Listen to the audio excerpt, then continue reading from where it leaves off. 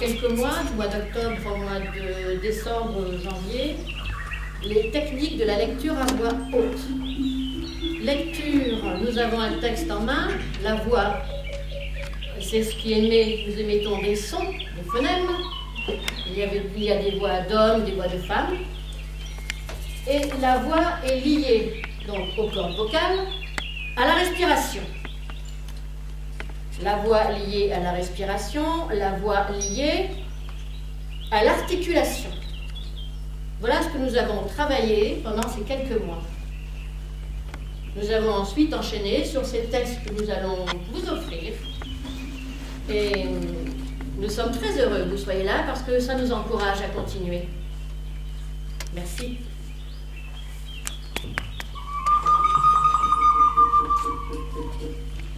Bonsoir. Comme Hélène vient de vous le dire, l'atelier de lecture à voix haute vous propose de passer un moment avec les contes pour enfants passage de Jacques Prévert. Ce soir, la première lecture a pour titre « L'autruche ». Nos enfants passage sont Fatima, le petit poucet, Hélène, l'autruche, et Jamila, la narratrice. Ils ne sont pas sages non plus les musiciens qui les accompagnent, Anne, Ben et la jeune Nora.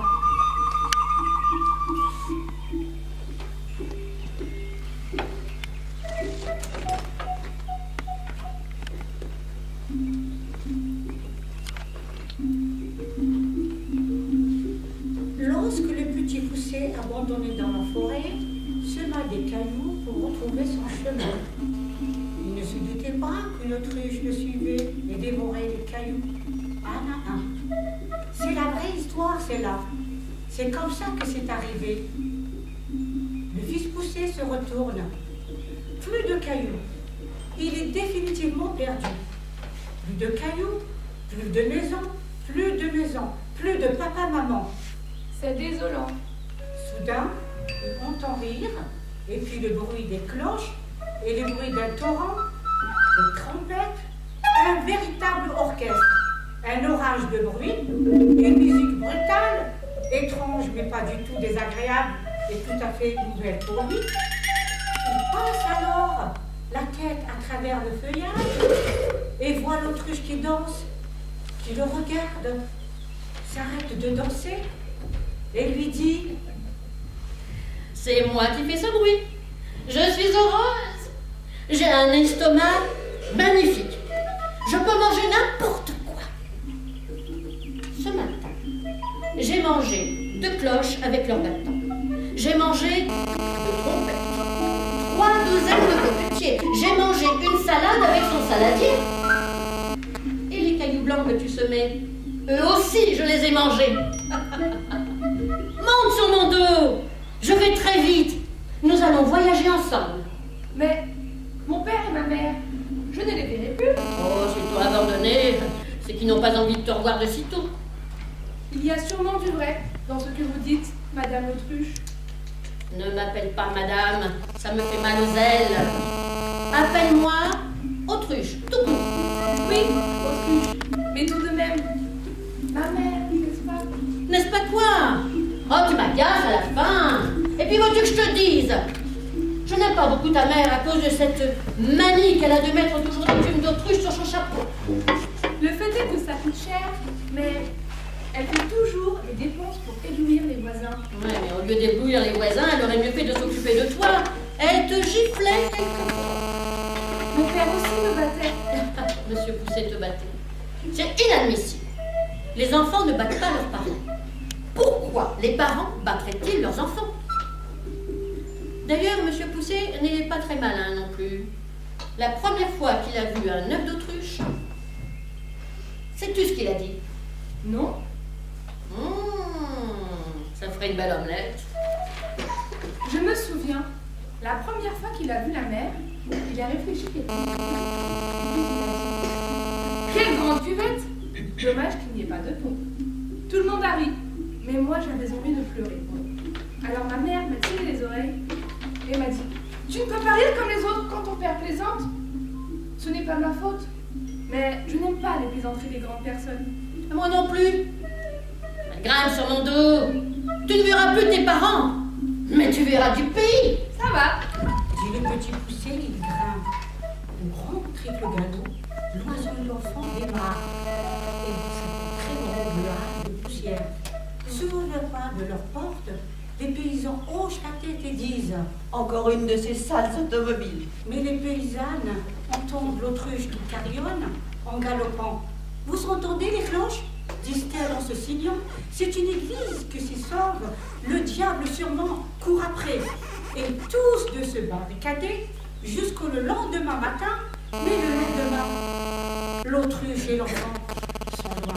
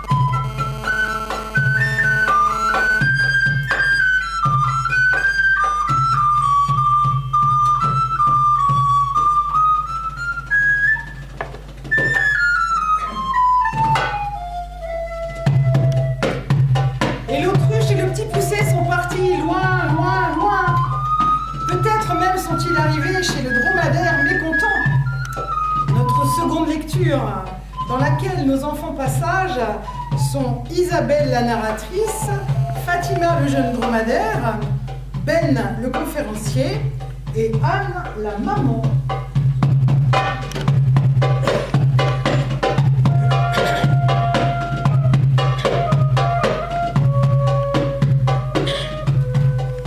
Un jour, il y avait un jeune dromadaire qui n'était pas content du tout. La veille, il avait dit à ses amis « Demain, je sors avec mon père et ma mère. Nous allons entendre une conférence. Voilà comme je suis moi. » Et les autres avaient dit « Oh, il va entendre une conférence. C'est merveilleux. » Et lui n'avait pas dormi de la nuit tellement il était impatient. Et voilà qu'il n'était pas content, parce que la conférence n'était pas du tout ce qu'il avait imaginé. Il n'y avait pas de musique et il était déçu. Il s'ennuyait beaucoup. Il avait envie de pleurer.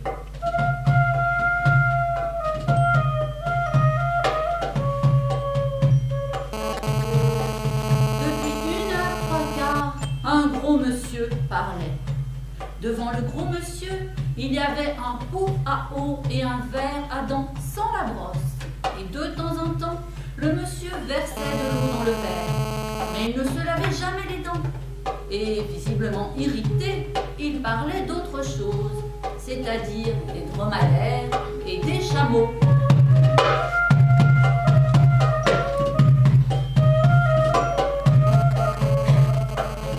Le jeune dromadaire souffrait de la chaleur, et puis sa bosse le gênait beaucoup. Elle frottait contre le dossier du fauteuil. Il était très mal assis, il remuait. Alors sa mère lui disait « Tiens-toi tranquille, laisse parler le monsieur !» Et elle lui pinçait la bosse. Le jeune dromadaire avait de plus en plus envie de pleurer, de s'en aller. Toutes les 5 minutes, le conférencier répétait « Il ne faut surtout pas confondre les dromadaires avec les chameaux. J'attire, mesdames, messieurs et chers dromadaires, votre attention sur ce fait. Le chameau a 2 bosses, mais le dromadaire n'en a qu'une. » Tous les gens de la salle disaient « Oh, très intéressant. » Et les chameaux, les dromadaires, les hommes, les femmes et les enfants prenaient des notes dans leurs petits calepins. Et puis le conférencier recommençait. Ce qui différencie les 2 animaux, c'est que le dromadaire n'a qu'une bosse, tandis que, chose étrange et utile à savoir, Le chameau en a dit. À la fin, le jeune dromadaire en eut assez. Et se précipitant sur l'estrade, il mordit le conférencier. Chameau! Dit le conférencier furieux. Et tout le monde dans la salle criait: Chameau! Sale chameau!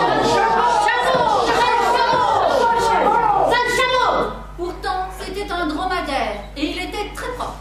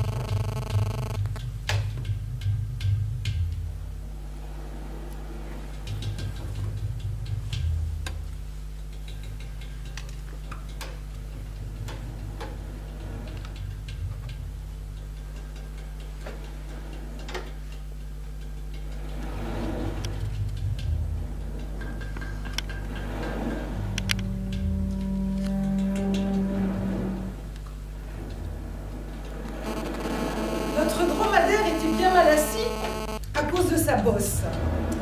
Mais certains animaux ont beaucoup plus de chance. Dans cette troisième lecture, l'éléphant de mer est un bienheureux qui n'en fait qu'à sa guise.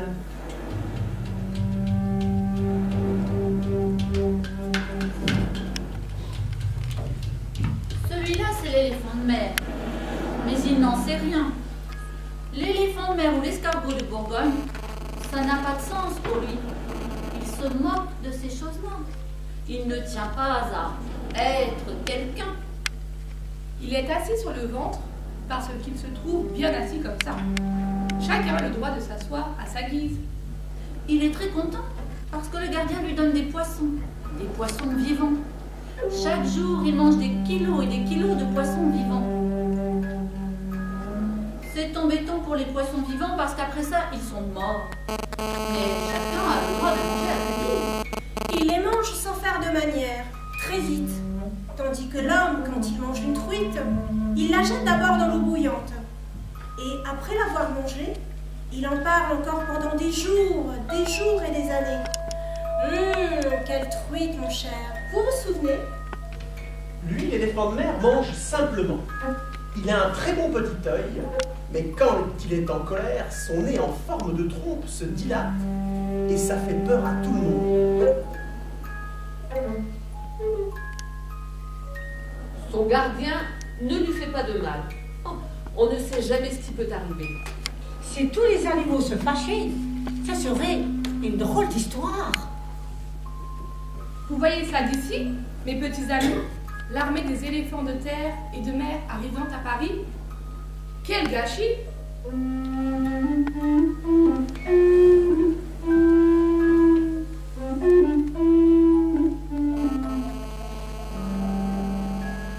L'éléphant de mer ne sait rien faire d'autre que de manger du poisson. Et c'est une chose qu'il fait très bien. Autrefois, il y avait, paraît-il, des éléphants de mer qui jonglaient avec des armoires à glace. Mais on ne peut pas savoir si c'est vrai. Personne ne veut plus prêter son armoire. L'armoire pourrait tomber. Ça ferait des frais. La glace pourrait se casser. Ça ferait des frais. L'homme aime bien les animaux. Mais il tient davantage à ses meubles. L'éléphant de mer, quand on ne l'ennuie pas, est heureux comme un roi. Beaucoup plus heureux qu'un roi, parce qu'il peut s'asseoir sur le ventre quand ça lui fait plaisir. Alors que le roi, même sur le trône, est toujours assis sur son derrière.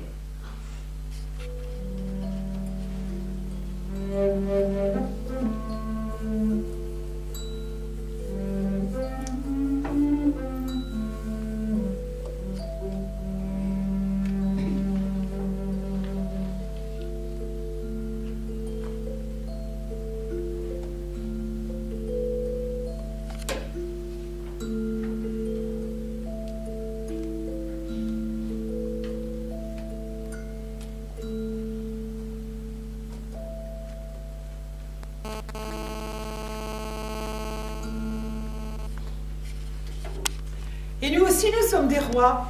Nous sommes assis sur notre séant. Des rois noirs, des rois blancs. Et cette 4e lecture nous emmène en Afrique, assister à une scène de la vie des antilopes.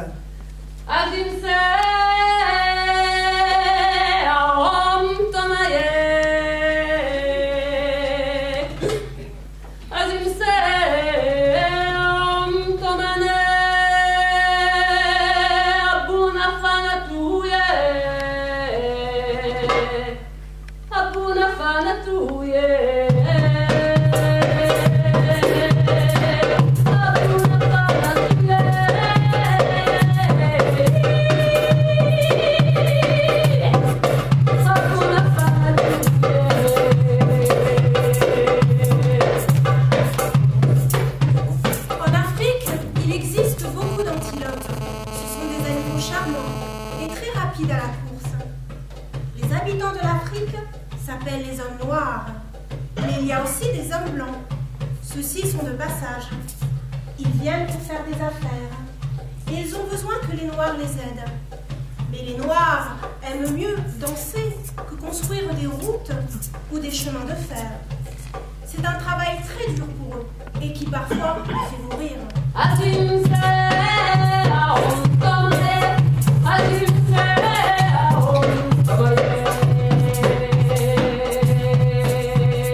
Quand les Blancs arrivent, souvent les Noirs se sauvent, les Blancs les attrapent au lasso. Et les Noirs sont obligés de faire le chemin de fer ou la route, et les Blancs les appellent des travailleurs volontaires. Et ceux qu'on ne peut pas attraper parce qu'ils sont trop loin et que le lasso est trop court, ou parce qu'ils courent trop vite, on les attaque avec le fusil. Et c'est pour ça que quelquefois, une balle perdue dans la montagne tue une pauvre antilope endormie.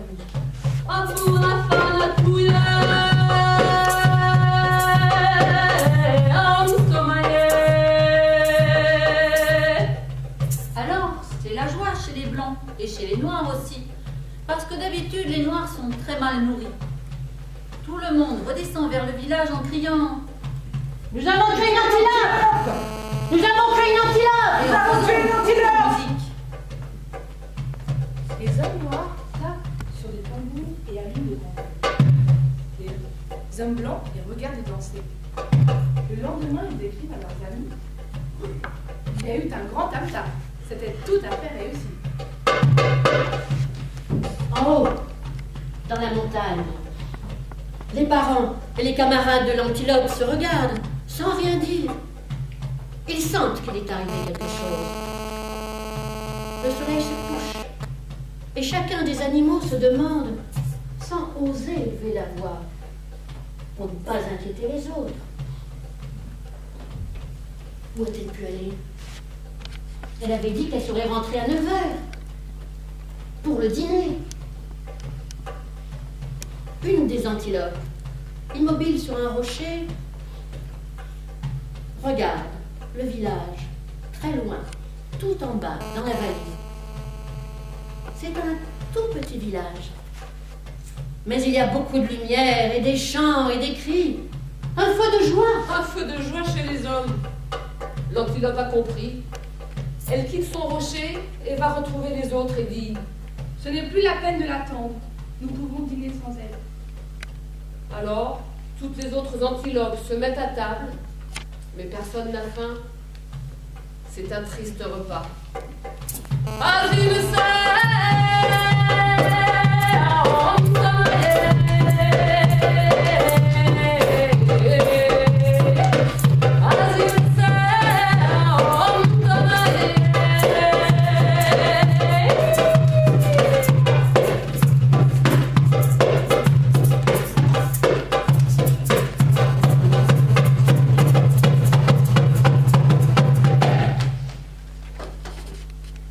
Bien triste repas pour les antilopes. Ainsi va la vie.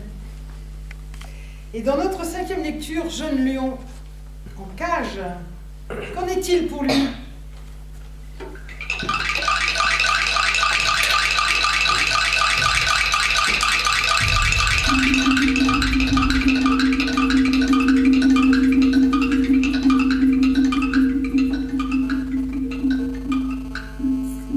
Captif, un jeune lion grandissait. Et plus il grandissait, plus les barreaux de sa cage grossissaient. Du moins, c'est le jeune lion qui le croyait. En réalité, on le changeait de cage pendant son sommeil. Quelquefois, les hommes venaient et lui jetaient de la poussière dans les yeux. D'autres lui donnaient des coups de canne sur la tête. Et il pensait. Ils sont méchants et bêtes. Mais ils pourraient l'être davantage. Ils ont tué mon père. Ils ont tué ma mère. Ils ont tué mes frères. Un jour, sûrement, ils me tueront. Qu'est-ce qu'ils attendent? Et il attendait aussi. Et il ne se passait rien.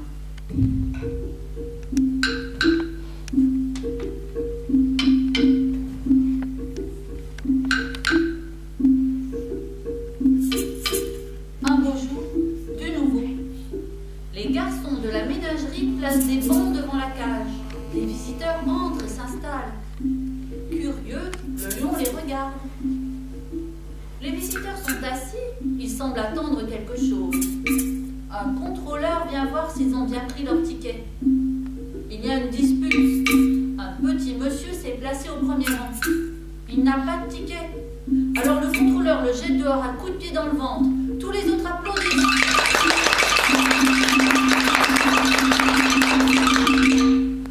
Le lion trouve que c'est très amusant. Il croit que les hommes sont devenus plus gentils parce qu'ils viennent simplement voir comme ça en passant. Ça fait bien 10 minutes qu'ils sont là, et personne ne m'a fait de mal. C'est exceptionnel. Ils me rendent visite en toute simplicité. Je voudrais bien faire quelque chose pour eux. Mais la porte de la cage s'ouvre brusquement. Et un homme apparaît en hurlant. Allez, Sultan, saute! Saute, Sultan! Et le lion est pris d'une légitime inquiétude, car il n'a jamais vu le dompteur. Le dompteur a une chaise dans la main. Il tape avec la chaise contre les barreaux de la cage, sur la tête du lion, un peu partout. Un pied de la chaise casse. L'homme jette la chaise et sortant de sa poche un gros revolver, il se met à tirer en l'air. Quoi? Qu'est-ce que c'est que ça? Pour une fois que je reçois du monde, voilà un fou, un énergumène qui entre ici sans frapper, qui brise des meubles et qui tire sur mes invités. Ce n'est pas comme il faut.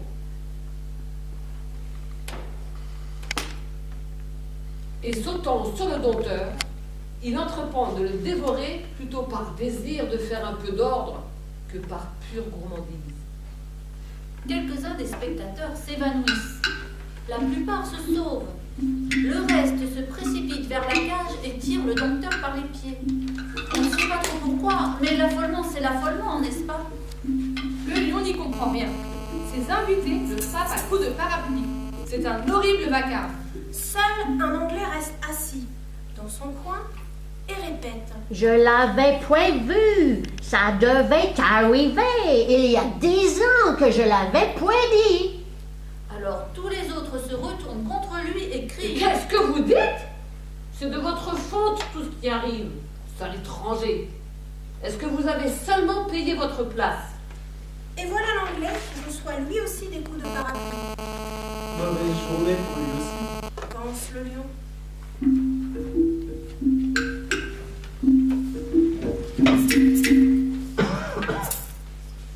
Hélène! Hélène! Déjà? Hélène, tu te rappelles? Oh ben non. Si, tu te rappelles? Non, ne me parle pas d'autrefois. Sur la route, Les ânes? les premiers ânes. Les ânes. Les ânes étaient tout à fait sauvages. C'est-à-dire qu'ils mangeaient quand ils avaient faim, qu'ils buvaient quand ils avaient soif, et qu'ils couraient dans l'herbe quand ça leur faisait plaisir. Quelquefois un lion venait et qui mangeait un âne. Alors tous les autres ânes se sauvaient en criant comme des ânes. Mais le lendemain, ils n'y pensaient plus et recommençaient à brère, à boire, à manger, à courir, à dormir. En somme, sauf les jours où le lion venait, il ne se passait pas grand-chose. Un jour, les rois de la création, mais c'est comme ça que les hommes aiment assez plus s'appeler entre eux. Les rois de la création arrivèrent dans le pays des ânes. Et les ânes, très contents de voir du nouveau monde, galopèrent à la rencontre des hommes.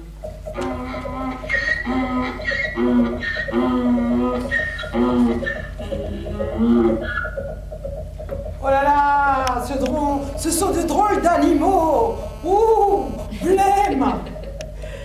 Ils marchent à deux pattes. Oh là là, leurs oreilles sont toutes petites. Ah, ils sont pas beaux. Mais il faut quand même leur faire une petite réception. C'est la moindre des choses. Et les ânes font les drôles là. Ils se roulent dans l'herbe en agitant les pattes. Ils chantent la chanson des ânes. Et puis, histoire de rire, ils poussent un tout petit peu les hommes pour les faire tomber par terre. Mais l'homme n'aime pas beaucoup la plaisanterie, surtout quand c'est pas lui qui plaisante. Il n'y a pas 5 minutes que les rois de la création sont dans le pays des ânes, que tous les ânes sont ficelés comme des saucissons. Tous. Sauf le plus jeune, le plus tendre. Celui-là, mis à mort et rôti à la broche avec autour de lui les hommes, le couteau à la main. L'âne cuit à point, les hommes commencent à manger. Et font une grimace de mauvaise humeur, puis jettent leur couteau par terre et ils disent: Ah, ça vaut pas le bœuf. Ça vaut pas le bœuf. Ah, c'est pas bon. Moi, je préfère nettement le mouton. Il y en a un qui pleure. Ah, c'est vraiment mauvais. C'est mauvais. Et les ânes captifs, voyant pleurer l'homme, pensent que c'est le remords qui lui tire les larmes. On va nous laisser partir, pensent les ânes. Mais les hommes se lèvent et parlent tous ensemble, en faisant de grands gestes. Ces animaux ne sont pas bons à manger. Leurs cris sont désagréables. Leurs oreilles ridiculement longues. Ils sont sûrement stupides. Ils ne savent ni lire, ni écrire, ni compter. Nous les appellerons les ânes, parce que tel est notre bon plaisir. Et ils porteront nos paquets. C'est nous qui sommes les rois. En avant!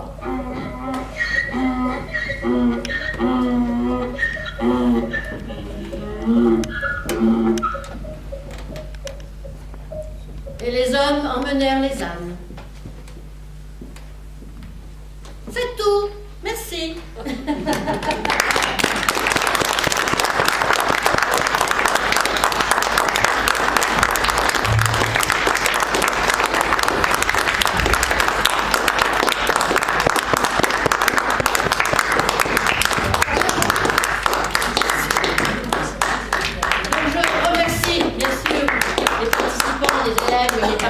donc, et amis de l'atelier de lecture, mais mesdames, ça n'arrive pas tout le temps. Un grand merci. Anne.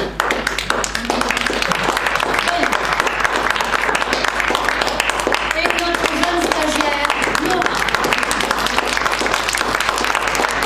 Et notre professeur, Hélène.